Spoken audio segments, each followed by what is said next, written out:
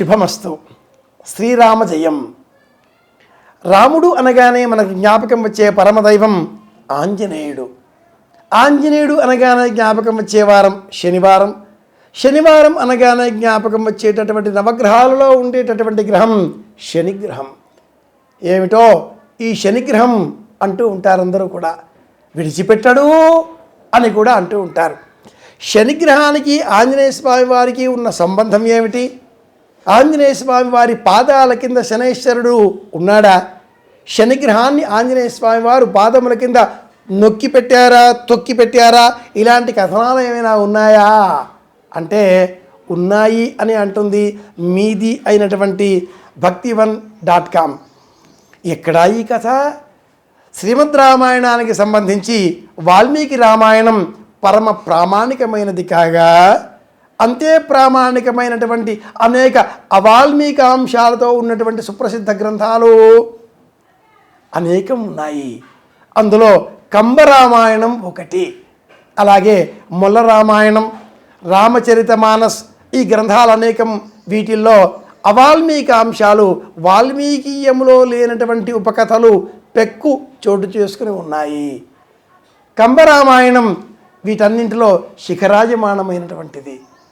కథ ఏమిటి అంటే, సీతాన్వేషణ తత్పరుడైనటువంటి ఆంజనేయ స్వామి వారు లంకా నగరంలో అణువణువున శోధిస్తున్నారు, అమ్మకై అన్వేషిస్తున్నారు. అడుగులో అడుగు వేసుకుంటూ, అడుగు జాడలలో మళ్ళీ వెనకడుగు వేస్తూ ఎక్కడా ఎక్కడా ఎక్కడా అంటూ వెతుకుతూ ఉండగా, ఆ లంకా నగరంలోని రావణాంతఃపురంలోని అనేక గదులు తెరిచి ఉన్నాయి. వందలాది మంది సుందర అప్సరసలు రమణీయములైనటువంటి ఆభరణములను ధరించి విశృంఖలములుగా విహ్వలలుగా ఉండగా, ఆంజనేయుడు బ్రహ్మచారి కానీ జితేంద్రియుడు కనుక వారి వైపు కూడా చూపు సారింపక వెతుకుతూ ఉండగా ఒక్క గది తలుపులు మూసి ఉండడం గమనించాడు. ఇందులోనే అనుకొని ఆలోచన చేశాడు, తలుపులు తెరిచాడు. అంతే, ఆ ధాటుగా ఆ గదిలో నుంచి శనైశ్వరుడు ఒక్క ఉరుకున పరుగున బయటికి వచ్చాడు. ఆంజనేయ స్వామి వారు అలా ఆ శనైశ్వరుడిని బయటికి రాగానే పట్టుకొని కాలి కింద నొక్కి పెట్టాడు. ఏమిటి అని అడిగాడు. ఈ రావణుడు ఇంతకాలం నన్ను ఇలా బంధించి పెట్టాడు. మహానుభావ, మీ కారణంగా నాకు విడుదల లభించింది. ఇక నేను వెళ్ళి ఆ రావణుని పట్టి పీడిస్తే అతడి అంతానికి ఇది ఆరంభమవుతుంది అన్నాడు. మహదానందం ఆంజనేయుడు ఆ శనైశ్వరుడిని విడిచిపెట్టాడు. తదుపరి ఇలా హెచ్చరించాడు, ఇకపైన ఎవరైనా నీవు బాధించే ముందు నా పాదముల వైపు చూడు. భక్తకోటి నన్ను ఆశ్రయిస్తే అలాంటి వారి వైపు నీవు తల ఎత్తి చూడరాదు.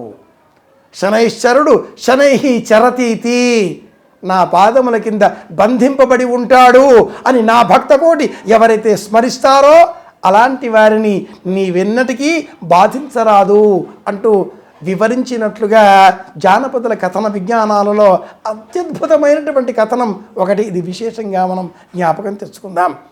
ప్రయాగ క్షేత్రానికి వెళితే అక్కడ త్రివేణి సంగమం ఒడ్డున ఉన్నటువంటి ఆంజనేయ స్వామి వారి దేవాలయం, శయన రూపంలో ఉండే ఆంజనేయ స్వామి వారు మనకు దర్శనమిస్తారు.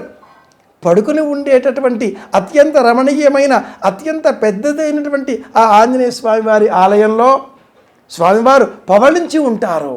చుట్టూరా చేరి మనమంతా ఆ స్వామివారిని దర్శనం చేసుకుంటూ ఉంటాం. శిల్పశాస్త్రాన్ని గమనించినట్లయితే ఆ స్వామి పాదాల వద్ద శనైశ్వరుడి స్వరూపాన్ని కూడా శిల్పి అత్యంత రామణీయకంగా చిత్రించి ఉన్నాడు, చెక్కి ఉన్నాడు. ఇది విశేషం. చిత్రమైన కథనాలతో కూడుకున్న అనేక రామాయణాలను అధ్యయనం చేద్దాం. ఆంజనేయ స్వామి వారి స్మరణతో శనైశ్వరుని యొక్క బాధలను మనం దూరం చేసుకుందాం. శనిగ్రహకారకంగా వచ్చేటటువంటి దుఃఖాల బారి నుంచి మనల్ని మనం కాపాడుకోవాలి అంటే ఆంజనేయ నామమే శరణాగతి. కనుక ఆ స్వామివారిని తలుచుకుందాం. ఆంజనేయ స్వామి వారు ఎక్కడ ఉంటారు?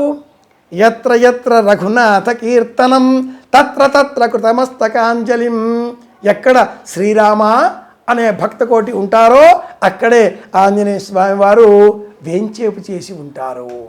కనుక శనిగ్రహ దోషం నివారించుకోవాలి, శనివారం నాడు ఆంజనేయ స్వామి వారిని స్మరించుకోవాలి. ఇదే అత్యంత సులభమైన మార్గం. మళ్ళీ కలుసుకుందాం, మరిన్ని విషయాలు తెలుసుకుందాం. మీ కాకునూరి వెంకటరమణయ్య గారి పెద్దబ్బాయి కాకునూరి సూర్యనారాయణమూర్తి. శుభమస్తు.